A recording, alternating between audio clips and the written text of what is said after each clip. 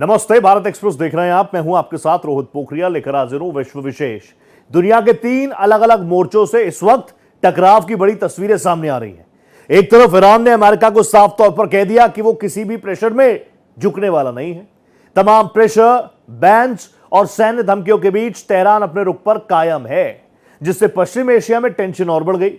भारत के खिलाफ अंडरवर्ल्ड और आतंक के गठजोड़ में भी एक नया नाम, एक नया मॉड्यूल है, शहजाद भट्टी। पाकिस्तान में बैठकर भारत के खिलाफ साजिश रचने, युवाओं को गुमराह करने और आतंकी मॉड्यूल खड़ा करने की कोशिशों के कारण सुरक्षा एजेंसी अलर्ट पर है और शहजाद भट्टी उनके रडार पर है। सवाल उठ रहा है कि क्या पाकिस्तान एक बार फिर दाऊद मॉडल को नए चेहरे के साथ आगे बढ़ाने की कोशिश कर रहा है? तो वहीं तीसरी तरफ आप देखेंगे तो रूस का शक्ति प्रदर्शन और सैन्य तैयारियां जापान को अखर रही हैं। क्या एशिया में तनाव का अगला बड़ा केंद्र कुरिल द्वीप बन सकता है, कुरिल आइलैंड बन सकता है?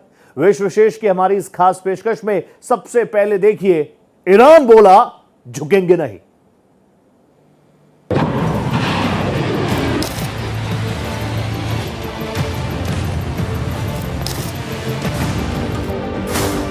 ईरान बोला झुकेंगे नहीं। ईरान को झुकाने के लिए अमेरिका ने पूरी ताकत झोंक दी है। समंदर में नाकाबंदी, आर्थिक प्रतिबंध और लगातार बढ़ता सैन्य दबाव, लेकिन तेहरान है कि पीछे हटने को तैयार नहीं। अमेरिका के हर दबाव पर ईरान का तेवर उतना ही सख्त होता जा रहा है। अरब सागर से लेकर हॉर्मुज तक अमेरिका अपनी ताकत का प्रदर्शन कर रहा है। ट्रंप प्रशासन ईरान पर अब तक के सबसे कड़े आर्थिक प्रतिबंध लगाने की तैयारी में है और हॉर्मुज पर नियंत्रण को लेकर भी बेहद आक्रामक बयान दे रहा है। लेकिन तेहरान ने अमेरिकी दावों और दबाव को सीधे खारिज कर दिया है। यानी अमेरिका की कोशिश ईरान को घुटनों पर लाने की है, लेकिन ईरान का संदेश है, धमकी से नहीं झुकेंगे। अमेरिकी ऑपरेशन से बढ़ा टकराव। अरब सागर में अमेरिकी सैन्य मौजूदगी बढ़ रही है और इसके साथ ही अमेरिका ईरान टकराव भी एक बार फिर खतरनाक मोड़ पर पहुंचता दिख रहा है। अमेरिकी विमान वाहक पोत यूएसएस जॉर्ज वाशिंगटन अरब सागर में पहुंच चुका है और ईरान के खिलाफ अमेरिकी सैन्य अभियान को समर्थन दे रहा है। अरब सागर में अमेरिकी एयरक्राफ्ट कैरियर से रात में उड़ान गतिविधियां जारी हैं। यदि ईरान की इस्लामिक रिजीम यूरोपीय देशों के अमेरिकी बेसेस को टारगेट करेगी, यूरोपीय देशों को टारगेट करेगी, तो फिर इस युद्ध का जो फर्दर एस्केलेशन है वो होगा। वो इस युद्ध में उतर सकते हैं, वो युद्ध में शामिल हो सकते हैं, जो कि ईरान की इस्लामिक रिजीम के लिए उसके पतन का कारण बनेगा। लेकिन यूरोप के देश भी अगर ईरानियन निशाने पर आते हैं तो वो यूरोप के जो देश हैं वो यूनाइटेड स्टेट्स ऑफ अमेरिका के साथ युद्ध में ईरान के विरुद्ध उतर सकते हैं और ये ईरान के इस्लामिक रिजीम के उसके अवश्यंभावी जो पतन का कारण बन सकता है। इस बीच तेहरान ने साफ कर दिया है कि अमेरिकी दबाव और धमकियों के आगे वो झुकने वाला नहीं है। ईरान ने कड़ी चेतावनी दी है कि दबाव बढ़ेगा तो जवाब भी उसी अंदाज में दिया जाएगा। तेहरान पहले ही संकेत दे चुका है कि वो अपनी संप्रभुता और रणनीतिक हितों से समझौता नहीं करेगा। दूसरी तरफ अमेरिका ईरान पर आर्थिक और सामरिक दबाव लगातार बढ़ा रहा है। ईरान के खिलाफ नई और कड़ी आर्थिक पाबंदियों का ऐलान करने की तैयारी है। सवाल यह है कि क्या अमेरिका की आर्थिक और सैन्य ताकत आखिरकार ईरान को झुका पाएगी या फिर तेहरान का सख्त तेवर अमेरिका की रणनीति पर ही भारी पड़ेगा। अमेरिका चाहे सैन्य ताकत दिखाए या आर्थिक दबाव बढ़ाए, ईरान पीछे हटने के लिए तैयार नहीं है और यही जिद अरब सागर से लेकर पूरे खाड़ी क्षेत्र तक तनाव को और खतरनाक बना रही है। एक तरफ अमेरिका की समुद्र में ताकत, दूसरी तरफ ईरान की मिसाइल और ड्रोन क्षमता है। दोनों देशों के बीच लगातार टकराव बढ़ रहा है। रिपोर्टों के मुताबिक अमेरिकी हमलों ने ईरान की सैन्य और आर्थिक क्षमता को नुकसान पहुंचाया है, लेकिन तेहरान के पास अब भी ऐसी क्षमता है जिससे वो समुद्री यातायात और रीजनल सिक्योरिटी के लिए चुनौती बना हुआ है। निस्संदेह ईरान के जखीरे में ऐसे लॉन्ग रेंज मिसाइल्स और ड्रोन्स मौजूद हैं जिनके के माध्यम से वो यूरोपीय देशों के अमेरिकी जो बेस हैं उनको टारगेट कर सकता है। और ईरान की जो खुर्रमशहर जो मिसाइल्स हैं, सहाब सीरीज की जो लॉन्ग रेंज बैलिस्टिक मिसाइल्स हैं, अन्य जो उसके बैलिस्टिक मिसाइल्स ड्रोन्स हैं और शाहिद जो ड्रोन्स हैं उनके माध्यम से वो अनेकों अमेरिकी बेसिस को वो टारगेट करने की कोशिश कर सकता है जो कि यूरोपीय देशों में है। हॉर्मुज पर ट्रंप का कब्जा। एक तरफ अमेरिकी राष्ट्रपति डोनाल्ड ट्रंप ईरान को तबाह करने और उसकी सैन्य ताकत को खत्म करने का दावा कर रहे हैं, तो दूसरी तरफ तेहरान पर आर्थिक शिकंजा कसने की तैयारी भी तेज कर रहे हैं। अमेरिका ईरान की कमर तोड़ने के लिए हॉर्मुज पर अपनी पकड़ को सबसे बड़े रणनीतिक हथियार के तौर पर पेश कर रहा है। वह ईरान ट्रंप के इस दावे को मानने से इनकार कर रहा है और कह रहा है कि स्ट्रेट को दोबारा खोलने की शर्तें तेहरान तय करेगा। ट्रंप ने हॉर्मुज स्ट्रेट लेकर एक बड़ा दावा किया है।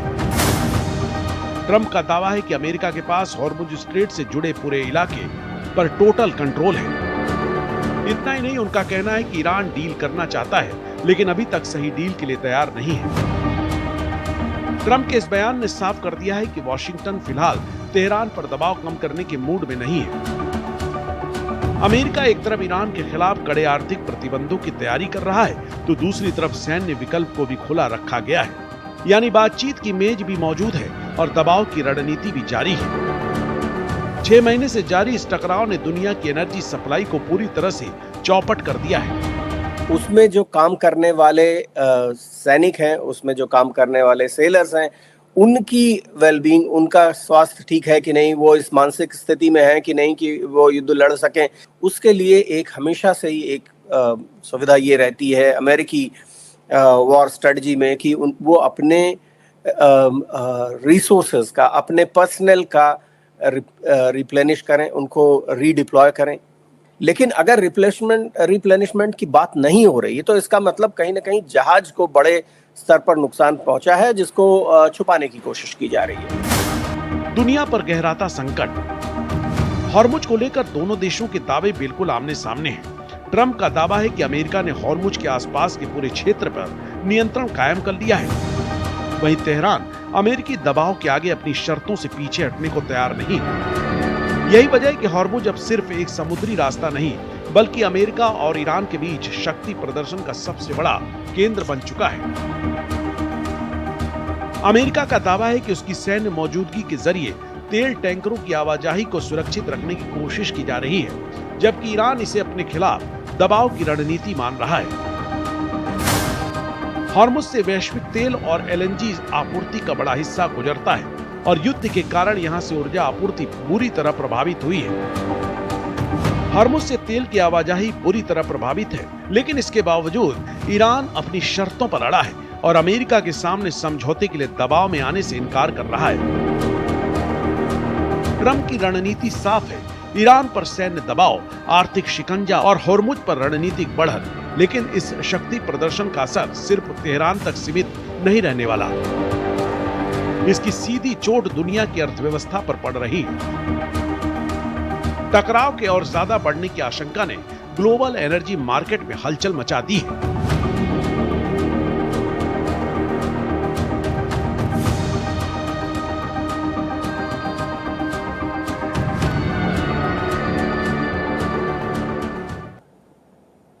तो ईरान के मोर्चे पर अमेरिका के खिलाफ तेहरान के तेवर के बाद अब रुख करते हैं उस खतरे का जो भारत की सुरक्षा से जुड़ा है। पाकिस्तान में बैठकर भारत के खिलाफ कथित आतंकी और अंडरवर्ल्ड नेटवर्क को संचालित करने वाले शहजाद भट्टी का आतंकी चेहरा एक्सपोज हो गया है। सोशल मीडिया के जरिए युवाओं को अपने जाल में फंसाने से लेकर हथियार, ड्रग्स, फंडिंग और रेकी तक इस नेटवर्क की साजिश कई स्तरों तक फैली है। आतंक, अंडरवर्ल्ड और युवाओं को मोहरा बनाने के पूरे खेल पर देखिए हमारी एक खास रिपोर्ट, भारत का नया दुश्मन शहजाद।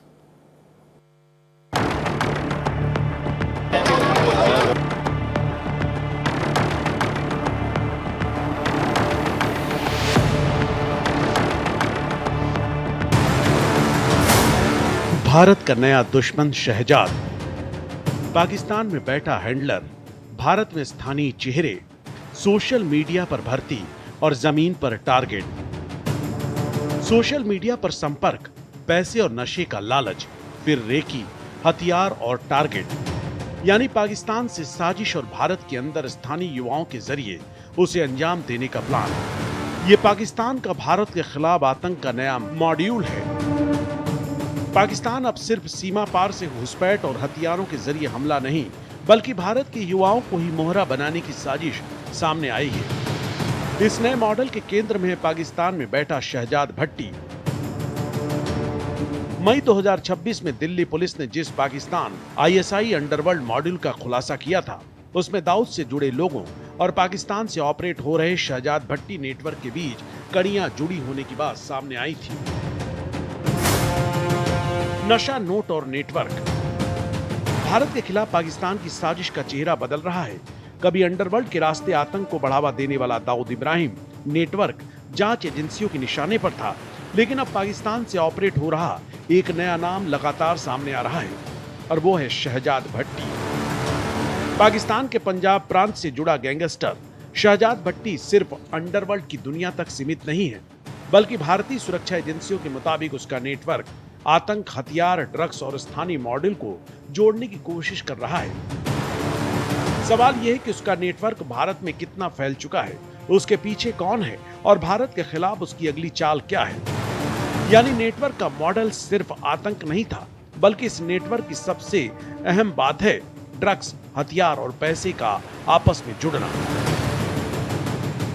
गृह मंत्रालय की रिपोर्ट के मुताबिक भारत में शहजाद भट्टी नेटवर्क के खिलाफ 14 राज्यों में बड़ी कार्रवाई की गई, जिसमें 253 लोगों को हिरासत में लिया गया और 200 से ज्यादा गिरफ्तारियां दर्ज हुई।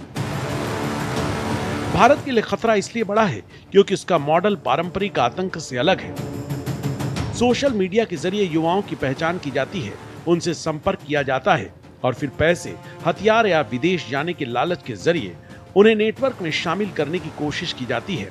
इसके बाद स्थानीय मॉडल के जरिए रेकी, हथियारों की सप्लाई और आतंकी गतिविधियों की साजिश को अंजाम देने की कोशिश की जाती है। आतंकी खेल बेनकाब।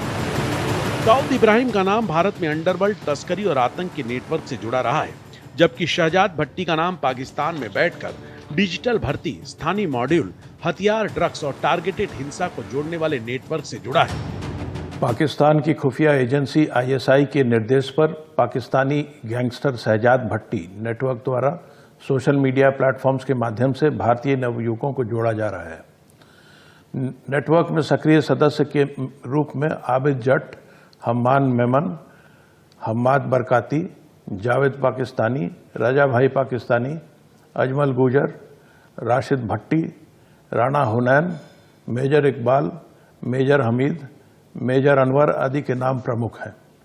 शहजाद भट्टी द्वारा स्वयं व अपने नेटवर्क में सक्रिय सदस्यों के माध्यम से धन एवं काम का लालच देकर रेडिकलाइज किया जा रहा है और एक्स मुस्लिम्स, धार्मिक नेताओं व राजनेताओं तथा पुलिसकर्मियों को धमकी व हत्या करने, पुलिस स्टेशन एवं अन्य संवेदनशील प्रतिष्ठानों पर बम, ग्रेनेड, पेट्रोल बम आदि से हमला करने हेतु उकसाया जाता है। नवंबर 2025 को गुरदासपुर सिटी पुलिस स्टेशन के बाहर ग्रेनेड फेंका गया।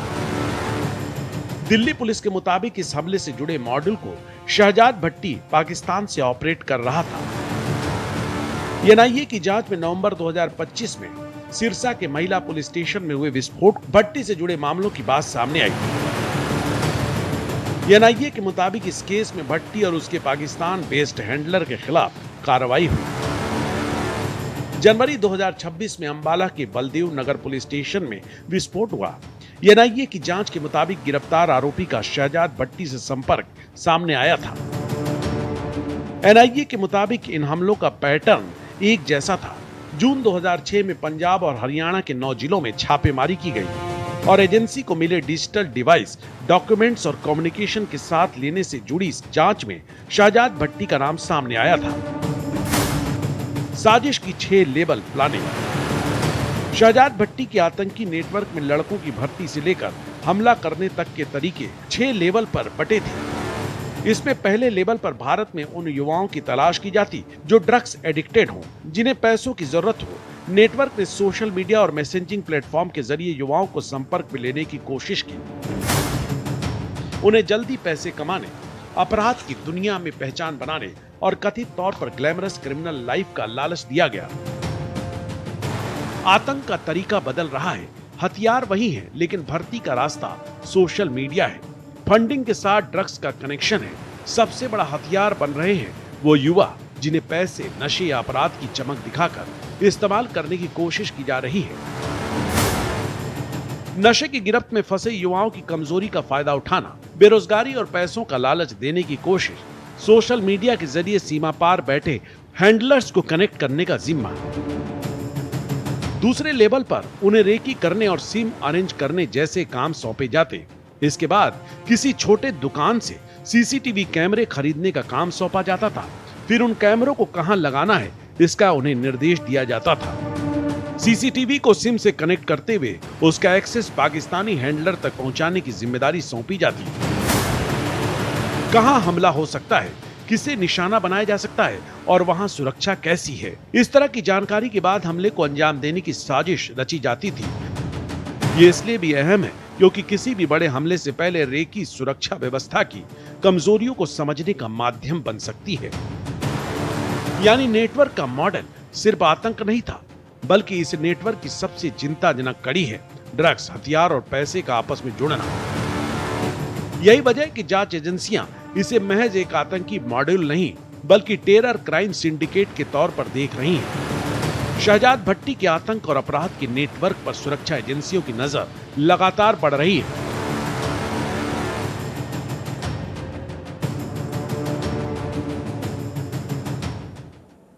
रशिया और जापान के बीच तनाव बढ़ता जा रहा है। कुरेल आइलैंड में रूस के सैन्य अभ्यास और बढ़ती सैन्य गतिविधियों ने जापान की टेंशन को बढ़ा दिया है। जापान ने भी क्लियर कट कह दिया है कि अपने क्षेत्रीय हितों और सुरक्षा से जुड़े मुद्दों पर वो पीछे नहीं हटेगा। क्या कुरेल द्वीप रूस जापान टकराव का नया फ्लैश पॉइंट बन रहा है?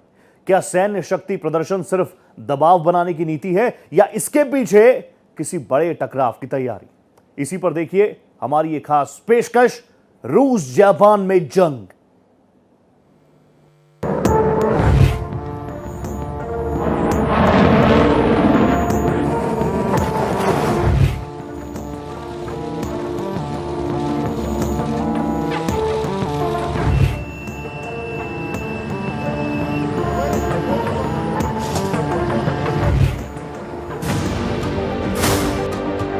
रूस जापान में जंग।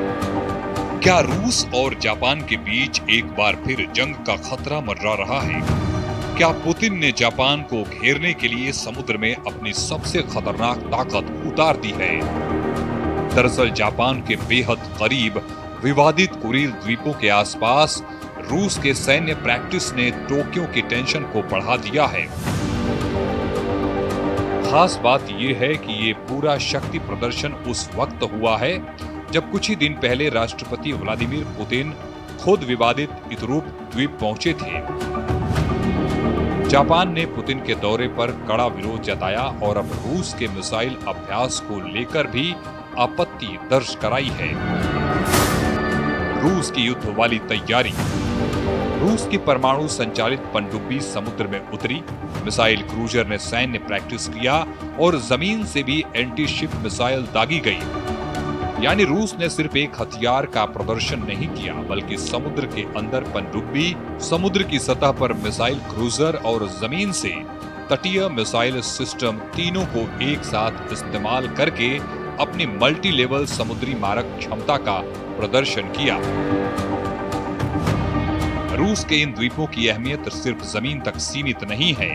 ये द्वीप रूस के पैसिफिक रीजन और ओखोत्स्क सागर के बीच रणनीतिक स्थिति रखते हैं और रूसी प्रशांत बेड़े की समुद्री गतिविधियों के लिए अहम है। इसलिए यहाँ सैन्य मौजूदगी बढ़ाना रूस के लिए रणनीतिक सुरक्षा का सवाल भी है। सवाल ये है कि रूस ने जापान के इतने करीब शक्ति प्रदर्शन क्यों किया? इसका जवाब है कुरील द्वीपों का दशकों पुराना विवाद। रूस इन द्वीपों को दक्षिणी कुरील कहता है, जबकि जापान इन्हें नॉर्दर्न टेरिटरी कहता है। जापान 4 प्रमुख द्वीपों इतुरुप, कुनाशिरी, शिकोटान और हाबोमाई पर अपना दावा करता है। सेकेंड वर्ल्ड वॉर के आखिरी दिनों में सोवियत संघ ने इन द्वीपों पर कब्जा कर लिया था। यही विवाद दोनों देशों के बीच औपचारिक शांति समझौते में भी बड़ी रुकावट बना हुआ है। रूस जापान टेंशन, यूक्रेन कनेक्शन। रूस और जापान के रिश्ते यूक्रेन युद्ध के बाद पहले जैसे नहीं रहे। कुरील विवाद पुराना है, लेकिन यूक्रेन युद्ध ने दोनों देशों के बीच अविश्वास को और गहरा कर दिया है। जापान और रूस के रिश्ते कोल्ड वॉर के बाद के दौर में अपने सबसे निचले स्तर तक पहुंच गए हैं। 2022 में रूस के यूक्रेन पर बड़े पैमाने के हमले के बाद जापान पश्चिमी देशों के साथ रूस पर प्रतिबंध लगाने वाले देशों में शामिल हुआ। इसके बाद मॉस्को और टोक्यो के रिश्ते लगातार खराब होते चले गए। जापान ने यूक्रेन को अरबों डॉलर की सहायता दी है और इसे हिंद प्रशांत क्षेत्र की सुरक्षा से जोड़कर देखा है। जापान के करीब विवादित कुरील द्वीपों में रूस की परमाणु संचालित पनडुब्बी, मिसाइल क्रूजर और तटीय मिसाइल सिस्टम की मौजूदगी ने कई सवाल खड़े कर दिए हैं। आखिर पुतिन इस वक्त जापान के करीब अपनी ताकत क्यों दिखा रहे हैं? क्या मॉस्को टोक्यो को कोई सीधा संदेश देना चाहता है? और सबसे बड़ा सवाल, क्या यूक्रेन युद्ध के बीच रूस अब एशिया में भी अपने रणनीतिक मोर्चे मजबूत कर रहा है? विश्व विशेष में इतना ही। दीजिए इजाजत। नमस्कार।